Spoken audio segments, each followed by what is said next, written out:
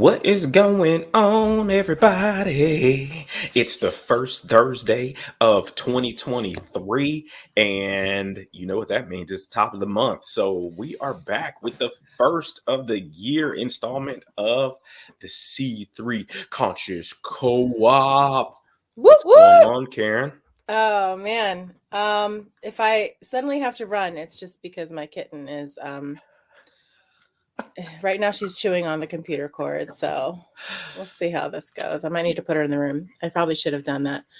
Yep. Um I'm so excited for this year. I think what I've come to grips, I've come to a sense of peace. Like, when it turned 2021, we were like, good riddance, 2020, like, and we were like looking forward to the next year and big changes and things getting tremendously better. And I think now we just know that like things aren't just going to magically get better because it's the new year. Hmm. It's up to us. It's up to us to make it a great year. And Yeah.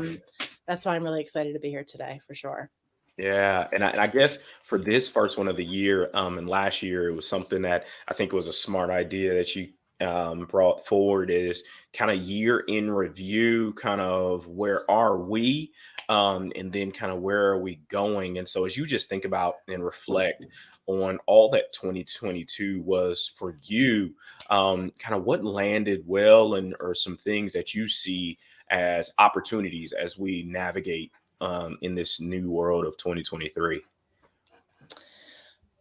And looking back, if you're here, first of all, we want you to be a part of this. We want you to tell us about your year as well. We want you to talk about your vision for the year and how C3 can support you.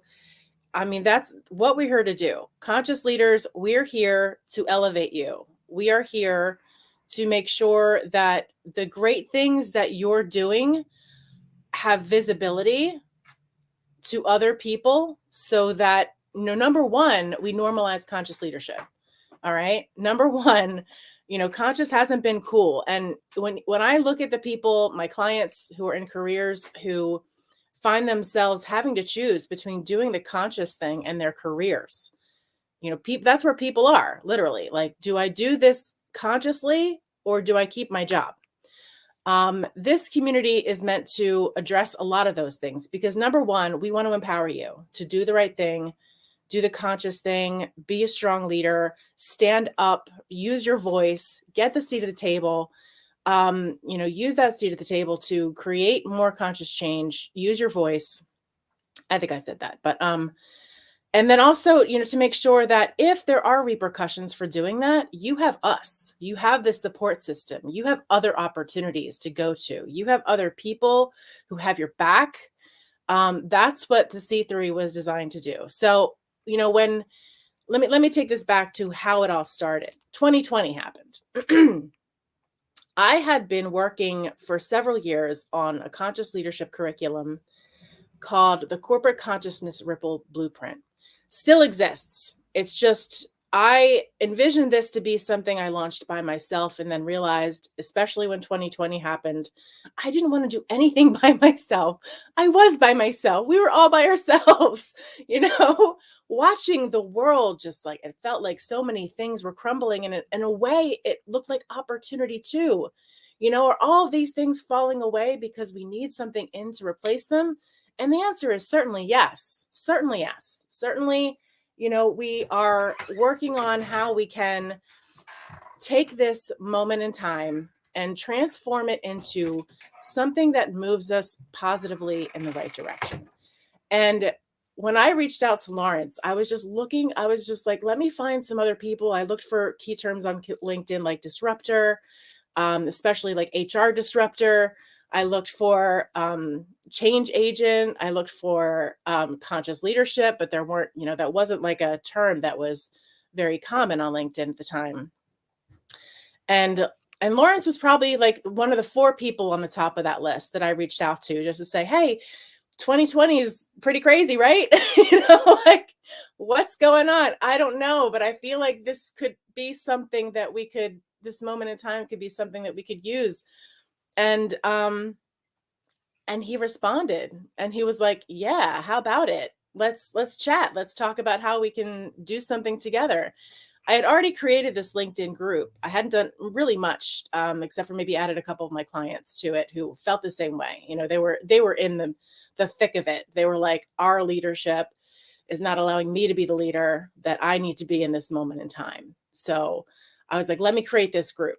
You know, let's all put our heads together, because there's got to be something all of these, you know, highly intelligent, conscious people can do in this moment. And Lawrence was like, yeah, that community sounds great. Let's get it going. Let's just start the conversation. We just have to start digging into the conversation. As messy as it might be, as confused as our thoughts and feelings about the world around us might be right now, we just need to get in the conversation, get it going. And I'm so thankful that he jumped in. He was just like, let's just do it. Right.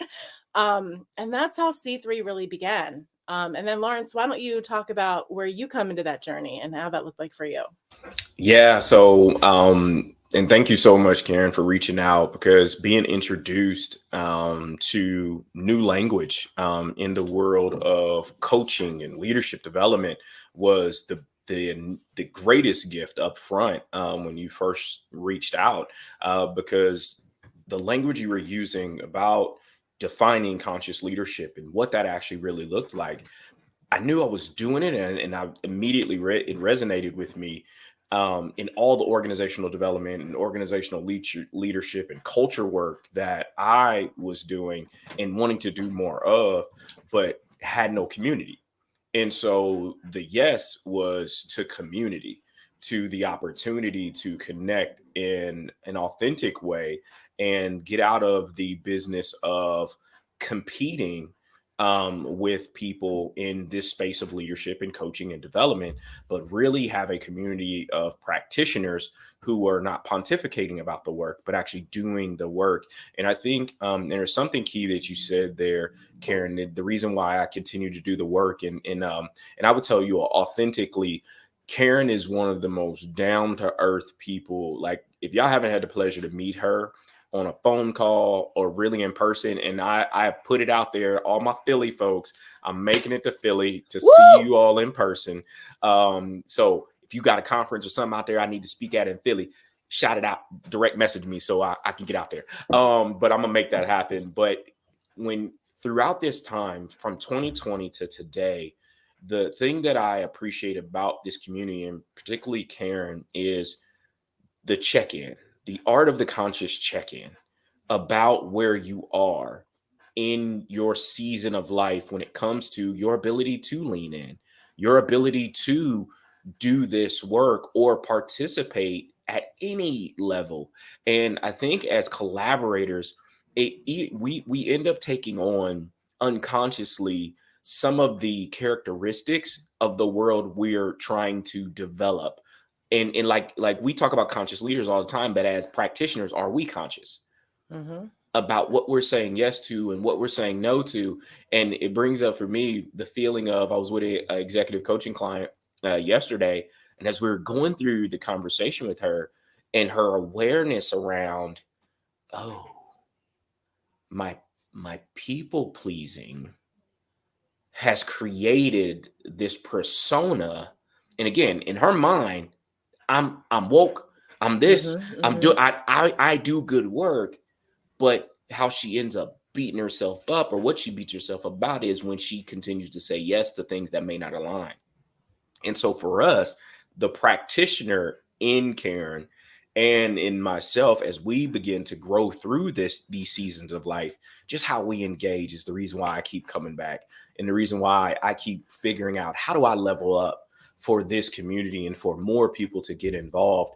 Because at the end of the day, it's about us leaning in and giving ourselves and each other permission to practice with each other. Like, Yeah. that's really what this is. So those of you out there who say you want to speak, you want a digital stage, Mm-hmm. you want community, lean in, Mm-hmm. reach out, and again, communicate at what level. Don't make people guess, right? These Facebook groups and LinkedIn groups are all about, they're a contact sport. And so if you just want to come be a looky-loo, that's all well and good. But those of you who really believe you have a voice, you really have something to say in this space, we need those voices. We need you to lean in, and we need you to raise your hand and say, you know what? I'm going to figure it out alongside you.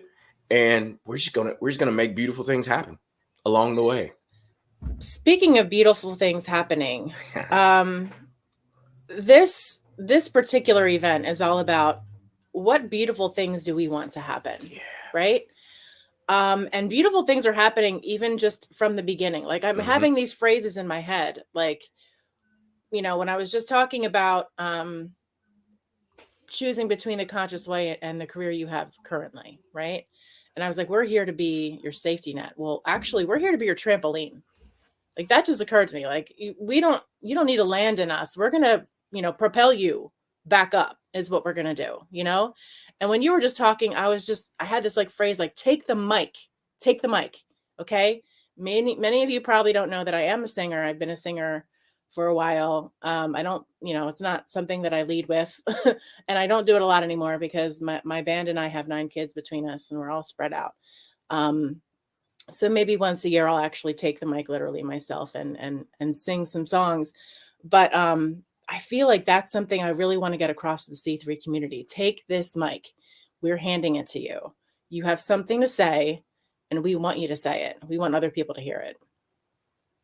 I love that. Take that mic, and it's funny, and as we think about being, how do we continue to develop ourselves and sharpen our own saws. One of the things that I gifted to myself was some leadership, or some speaker training at the end of 2022. And as I'm sitting there, like what you just described, Karen, is a point, like grab the mic. And I had forgotten how much I enjoyed speaking. And it's just, and you may be like, and everybody quotes the number one cause of death and fear in most people is public speaking. Mm-hmm. And I'm like, yeah, but I like it. And so it's like the game time butterflies for me. And as I was Mm-hmm. at this speaker training, like one of the craziest things they did was like this ad hoc, hey, you all have numbers on the back of a card, go into these groups and you got 2 minutes to speak about whatever. And we're like, huh, what? That's a thing.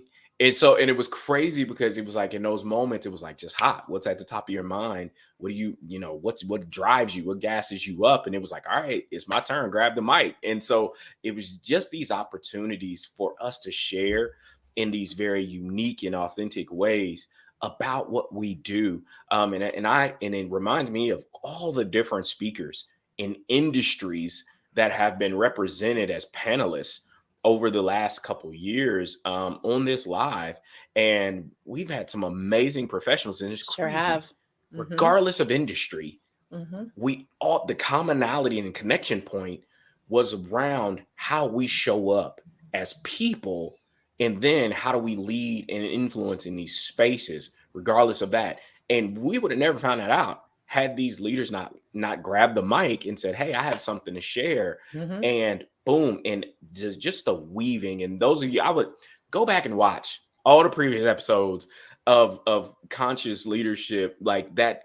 Those conversations were so rich, just watching leaders, the aha moments, like live, like real time happening. And so I love that idea of who's going to grab the mic next.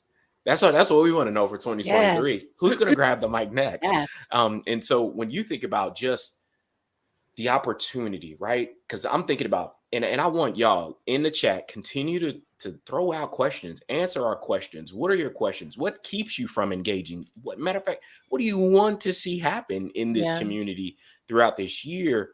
Karen, what's one hope that you have for 2023 when it comes to this arena of conscious leadership? Absolutely. Number one is a monthly DEI dedicated event. Absolutely. Number one.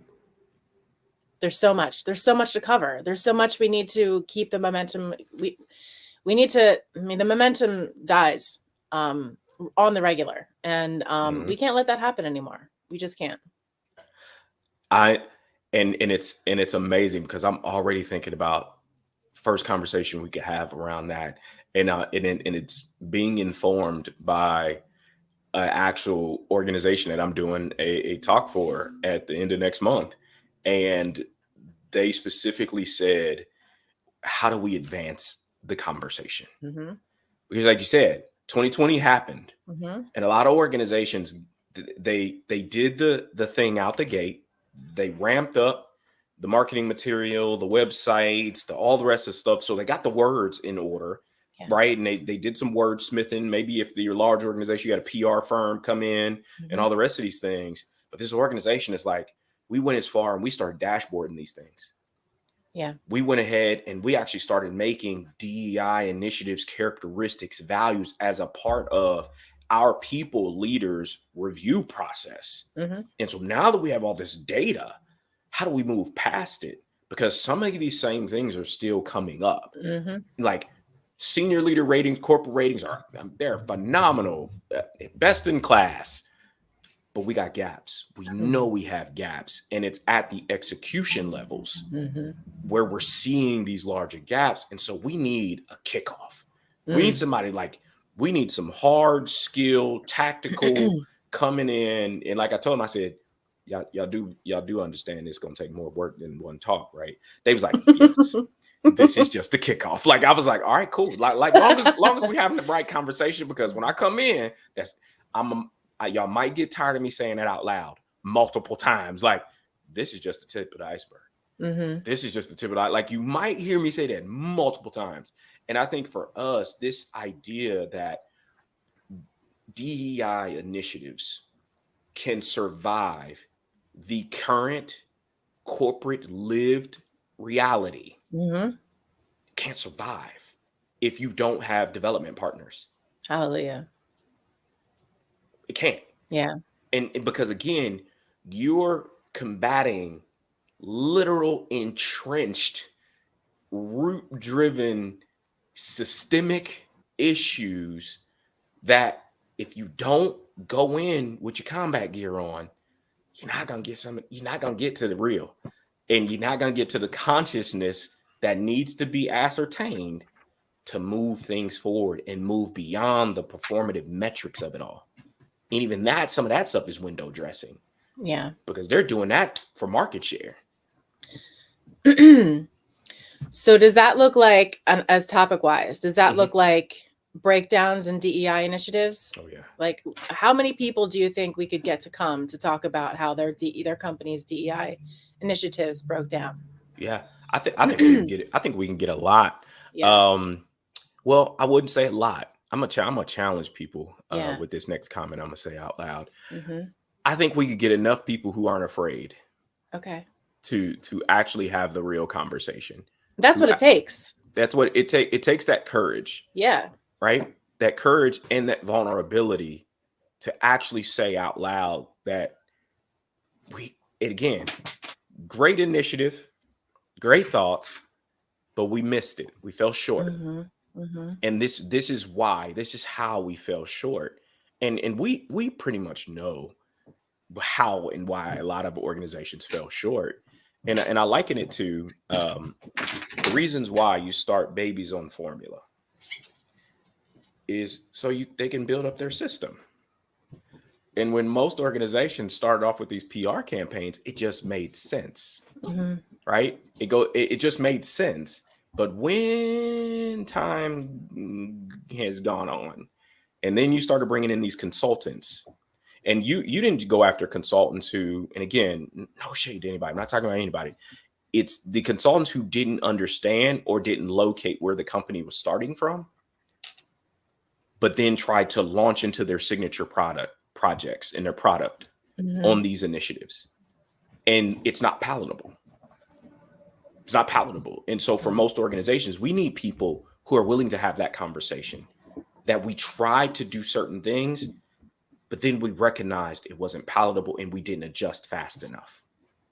And I really believe that's a lot of where that failure lies, is they didn't pivot. And so, and again, they got cute because think about the things, the books that have been written that organizations like, oh yeah, that one. Corporate wide, we're gonna buy books for everybody, and we're gonna do a book study. And then when they got into it, they was like, ooh, I didn't like chapter 1. like let's go ahead and hit the brakes on this one, Mhm. and or let them do the training, and then we'll do assessments to figure out where people are.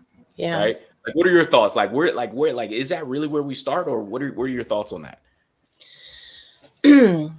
Well, I'm going to bring up a name that comes up all the time, Cy Wakeman.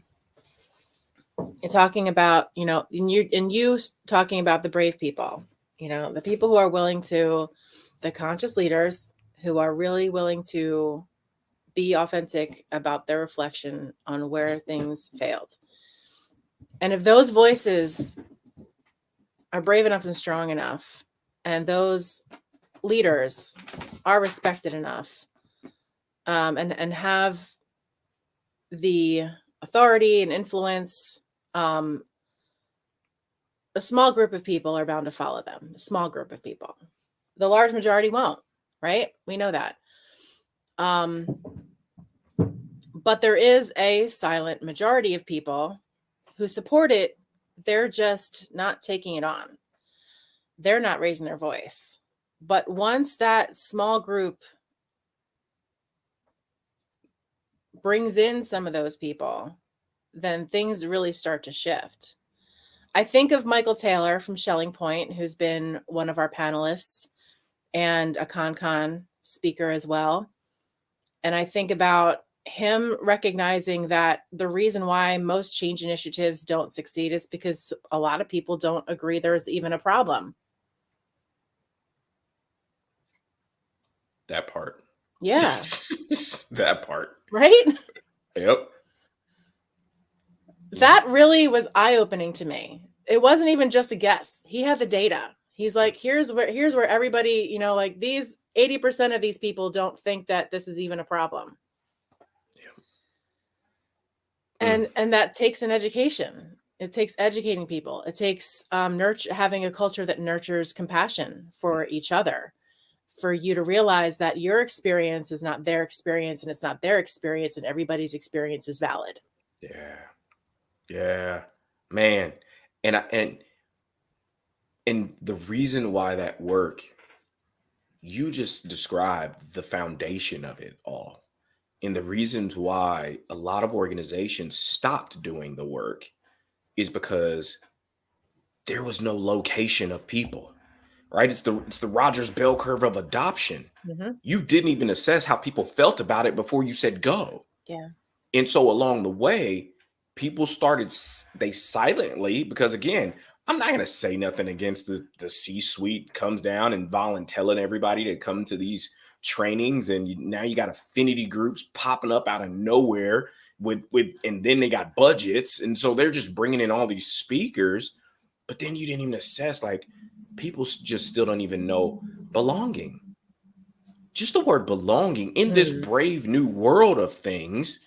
We're starting off at diversity and inclusion and equity and liberatory consciousness and civility. Like it's all, and for a lot of people, it's like it's too much, and so I won't do anything. And so, like you said, people just stopped, Mm-hmm. and they just like, all right, I'll pacify you, or I'll get performative, and I think this is where the weaponizing of advocacy and allyship came Mm-hmm. in, because people started getting swag for those kind of things.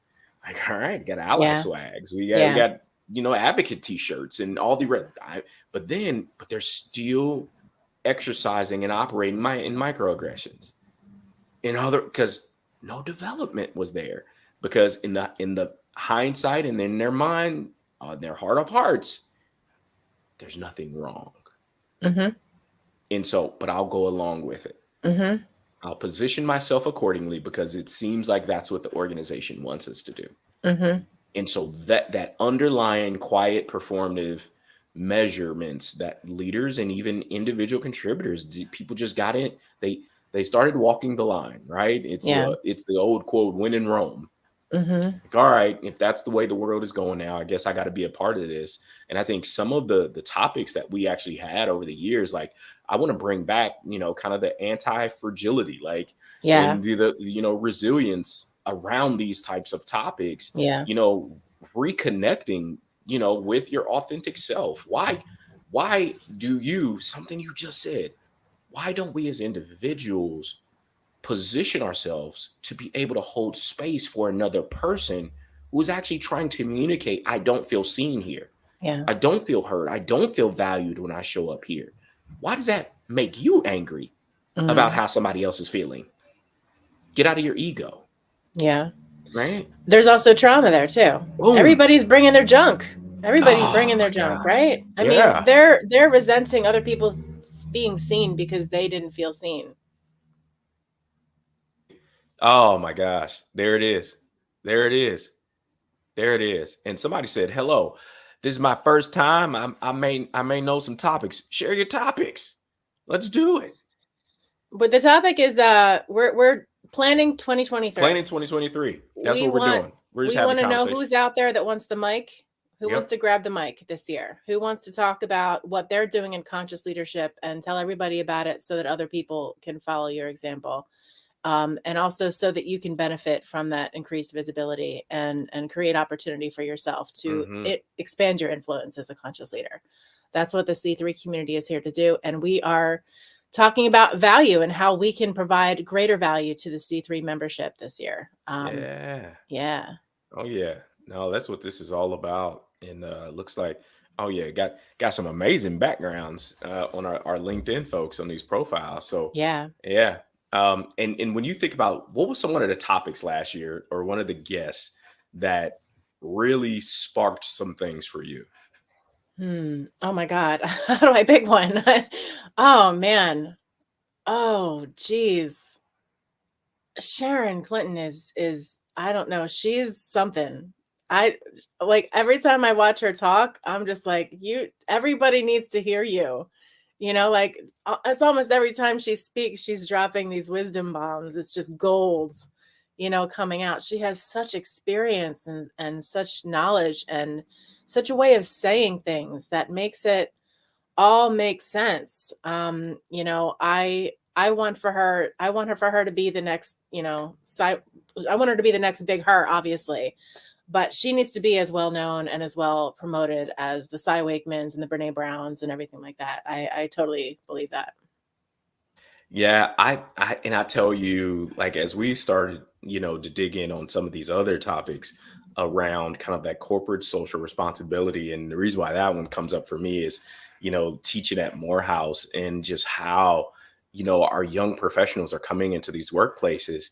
And now again, going back to diversity, equity, inclusion initiatives are now on the scorecard of corporate social responsibility. Hmm. And so how do you, and again, getting training and development folks to speak on those things. And I love, again, just the way Carl shows up and the way Doc shows up and Chris, and Hmm. all of those gentlemen, and when they show up and begin to talk about just leadership and leaning in to these corporate spaces, it just is really rich content that, us as, again, practitioners really leaning in, and how do we impact, how do we help the organization move the needle? Because again, at the end of the day, for-profit organizations, if they're not making money, then we'll just be a bunch of happy and connected unemployed people.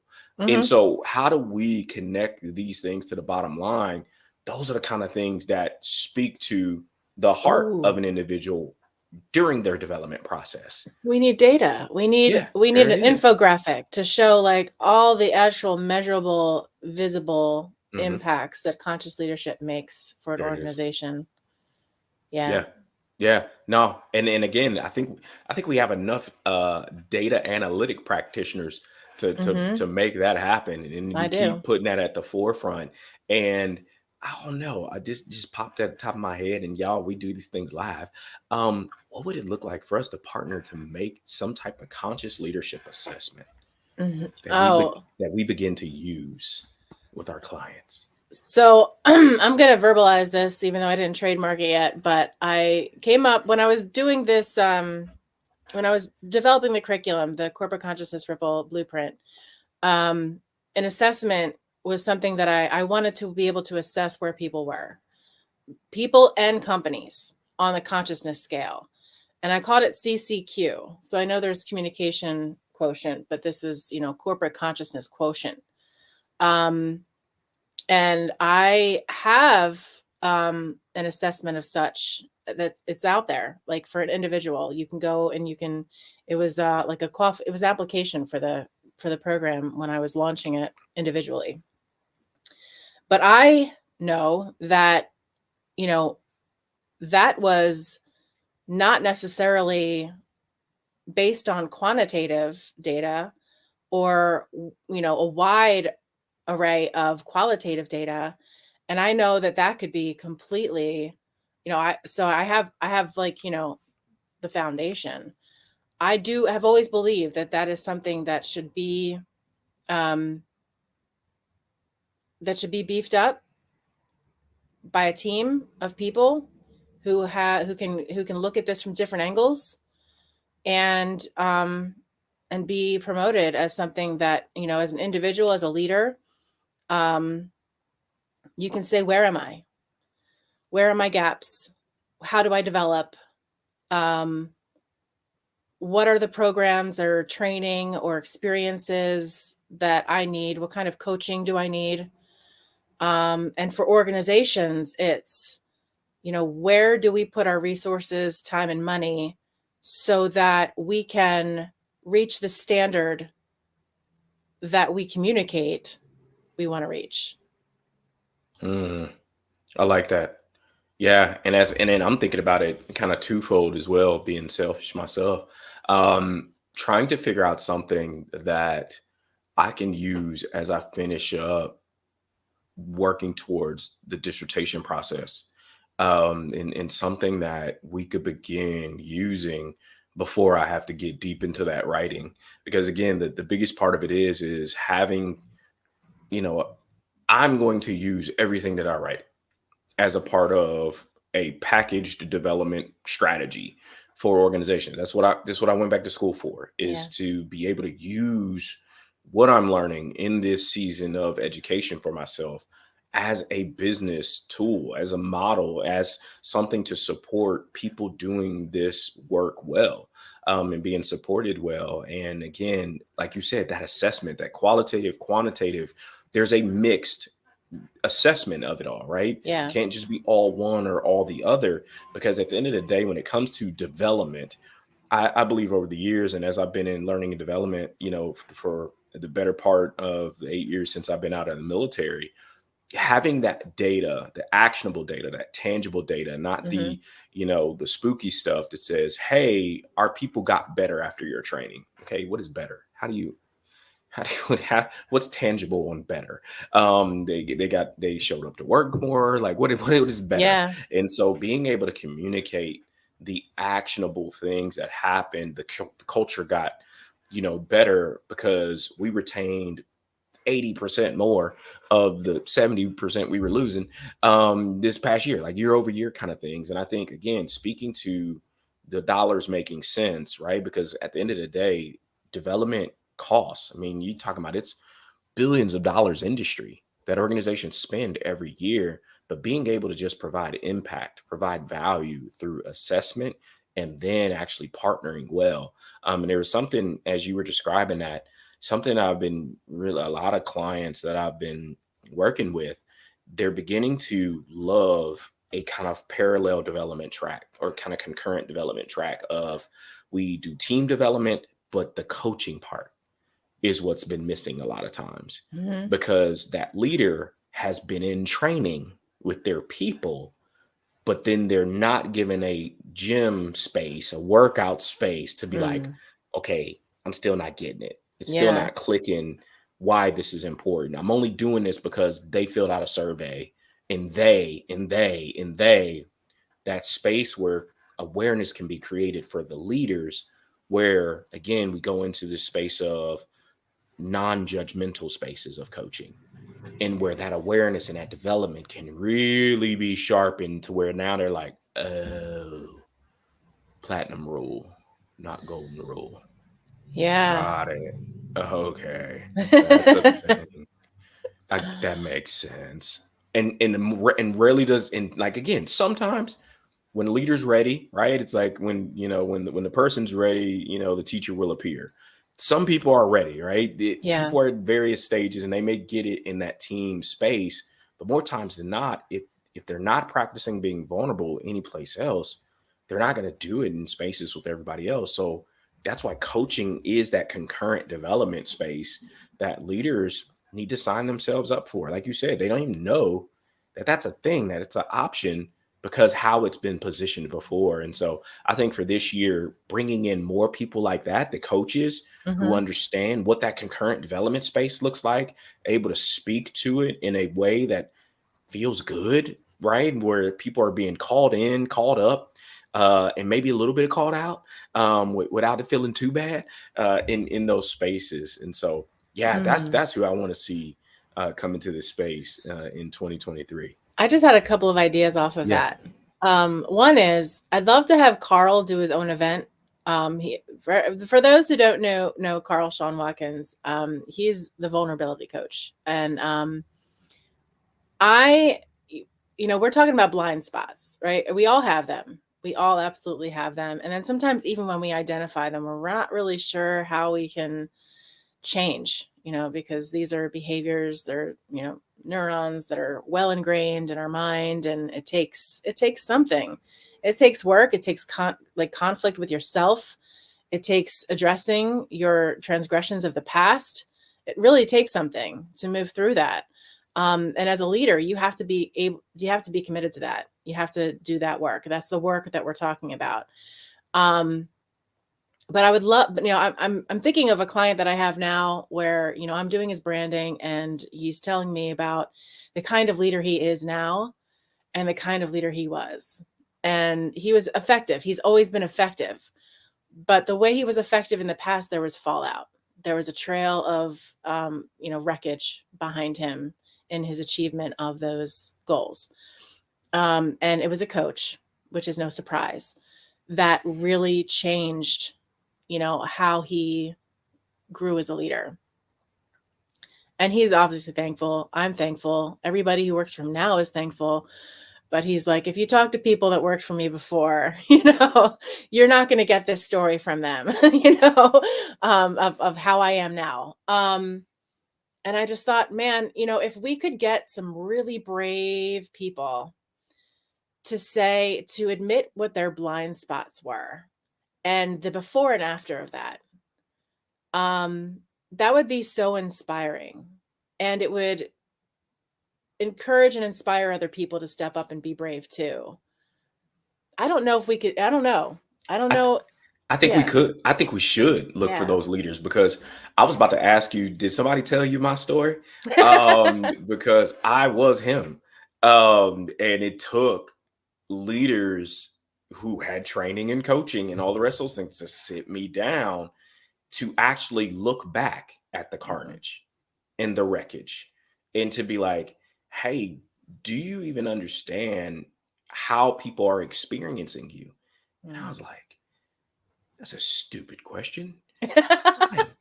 I'm I'm a army officer. I was like, win in charge, take charge, command hand, the whole 9 yards. And it was just like, no, it just wasn't my soldiers. It would just wasn't my family. It was like I left a trail of tears. And like you said, like, I mean, I got people who still tag me on Facebook messages that still think about how I was Mhm. and still are harmed. Yeah. Like I cause trauma for people. And I'm not that person anymore. But I'm not gonna downplay, I'm not gonna deflect, I'm not gonna deny that it Mhm. happened. Yup, Yeah. I was that person and I had to do work and I continue to do work.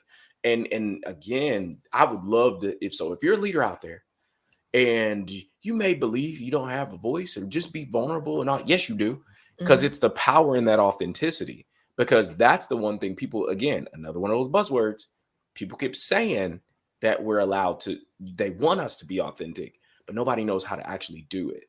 Nobody actually knows how to put it into practice. And so those leaders out there who have gone through coaching, who are continuing to go through coaching to unpack now that consciousness of what I influenced or what I was a part of and how I'm navigating these things. And a lot of it too is the trauma that was done to them. And for the longest time, I didn't want to. it sounds like blame. It sounds like complaining that I was in environments where it was just toxic. And so it impressed upon me and I ended up with toxic traits. And so that in meeting that, some of that rubbed off on me because you say the words out loud, I would never, Mm-hmm. until you do. Mm-hmm. Until you do. And so for me, it's I would love to get those leaders to step up and be like, hey, I want to talk. We call it a vulnerability challenge. Boom, vulnerability challenge. Let's do it. Yeah. And can we get Carl to facilitate that? Hell yeah. Yeah. Carl, we're putting you to work. We're putting you to work. I love that. I love that. And so as you think about 2023, Karen, Yeah. and again, you had the one thing. Ultimately, what do you want at the end of this year? Looking ahead, what do you want this year to look like this time next year? For C3 or just For in C3. general? Okay. Yeah.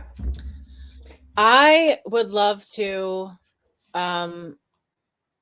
have, I mean, in an ideal world, we'd have 100% engagement. Everybody who's in C3 would have had their turn grabbing the mic, whether that's being on our monthly Answer the Call to Conscious Leadership event or other people's. I really want other people to step up and start to create these events because there's so many topics relevant to conscious leadership, and the topics that we've already covered, again, tip of the iceberg with them.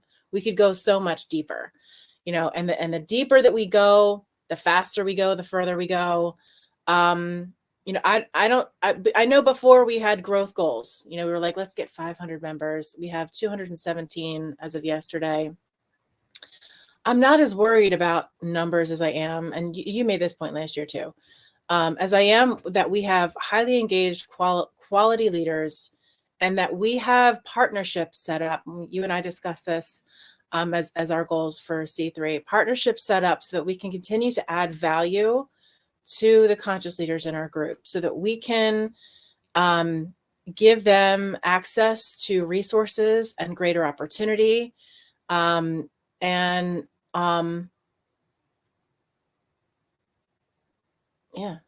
that's what it looks like. Yeah, and I'm with you on that. I want us to really, really, really, really connect with doers of Yeah. the work. Mm-hmm. And again, this is people who have the titles in these spaces like coaches, trainers, educators, data collectors, all of those.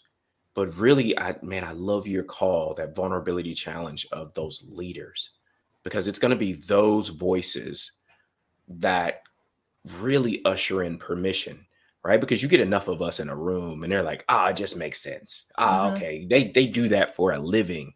But it's when you gather those voices who put themselves in a space to open themselves to others and show those scars and show those unhealed wounds and to show that, again, and use these magical words, I don't know.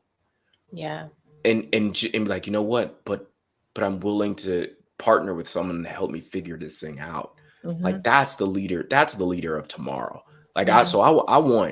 I want at least half of the shows we do to include one of those types of leaders I agree. to bring into this space, because they're going to be, like you said, they're going to be the ones that point to why this is a business necessity.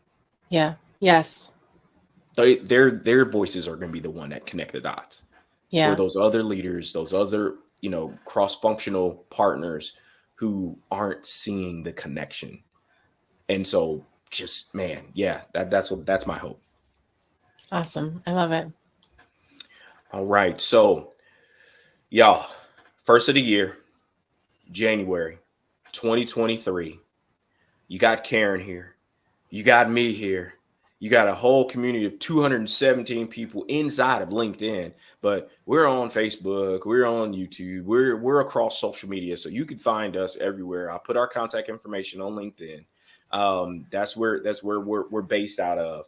but reach out, direct message us, because we want to hear your voices and hear you and see you grab the mic. And so, Karen, close us out with your call to action. Actually, I'm gonna rope you in on this one. Oh, I think you and I should just put our Calendly links in the C3 community let's do it. and tell people to just book. Let's do it. Find a time, book. We could set up a separate calendar so that we can Yeah. allocate particular hours of our time. Yep. And say, we want to connect with you. We want to find out what you're all about, what your challenges are, what your triumphs are, what opportunities we can offer to you, how we can add value, and that's a follow through on your action taking. There it is. There it is. Action, right? So, Karen put me out there. Y'all gonna get my Calendly link in the C3 community. Let's connect. Yeah. Let's connect and let's grow together in 2023. Because again, for us, man, partnership is business development. It's business development, y'all. Let's do it. Let's do it in meaningful ways. And matter of fact, I'm gonna up you one. Okay. Go ahead and up you one. All right. Go ahead and put Calendly link. Oh, cross social media. How about that? Nice. So if you really are about that action, boss, a la poet Marshawn Lynch, connect with me. Talk with us specifically about C3. Talk with us about business development.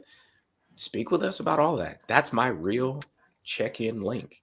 And so spots are filling up fast. So connect quickly. But no, thank you for the challenge, because that's what it's about, is making ourselves available. That's aligned availability. If it doesn't align, it doesn't align. But guess what? I'm listening not only for us, but I'm listening for who else is in our community, who you may need to connect with.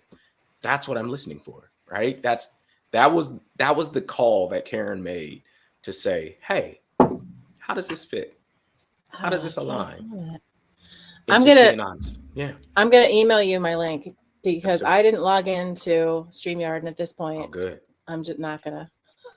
I'm just going to email you my link so you can post it. But it's actually a link I'd already set up to connect with ConCon speakers, which you could consider this, one of those initial calls that we can have to see, if not only would you be a panelist on one of our monthly events and what you would talk about, and what you want to get from that too. But really, we're already thinking about ConCon 2023. Yeah. So if you could post, I don't know what subject, I don't know. It auto filled a subject. Just ignore that. It's funny. But that's my Calendly link set up already to talk to ConCon speakers. Boom. Calendly link. All right. And you want me to put it everywhere? Yeah, please. All right. So go into the groups out there, and then I'm gonna post it on LinkedIn. Thank you. All right, LinkedIn group. Here is Karen's Calendly. All right, there we go. Yeah, we're out here. Digging in there. We're here. We're here. Connect with us. Now it's up to you. Connect with us, and also introduce yourself. Boom. Post. Post and engage on other people's posts. Like, check in to the C3 community.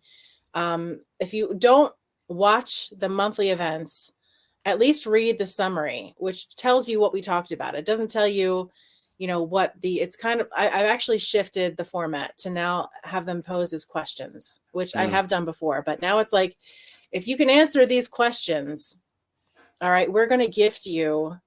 What was it that I was gifting people? I don't remember what the reward was. Oh, it was access to the ConCon library. There it is. That's what it was. So if you answer all those questions correctly on what we talked about on these events, then you can get free access to all of our ConCon content. Love it. I love it. Well, hey, as always, it's a pleasure. And those of you out there, we're looking forward to. I'm pumped. Yeah, I am pumped. I can't wait to connect with you all to see how we're going to develop and shape this year. Handing you the mic. Grab it. Grab that Grab it. mic. I love it. All right, y'all. Until next time, be well, take care of each other, and be conscious in everything you do. Happy New Year. Happy New Year.